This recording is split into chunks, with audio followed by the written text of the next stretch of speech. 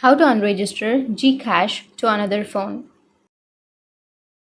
So if you want to unregister Gcash to another phone, then first you need to open up your Gcash application. Open up your Gcash. Once you've opened, go with the profile, which is on the bottom right. Once you're here on the profile, now simply go with the settings option. And once you tap on settings, here you will get all of the settings, right? So you just need to simply go and choose the account secure option under your security. And here you will have the device in which you are registered. So simply go with the drop down, which is on the right side, and then tap on unregistered phone. Once you tap on unregistered phone, here on the bottom left you will again have yes unregister. Tap on that and it will ask you to verify with a selfie. So simply verify with your face recognition and then tap on next. And once you verified, your account will be unregistered, or your account will be unregistered on that phone. So that's it, and if you have any questions, feel free to comment below. Thanks for watching.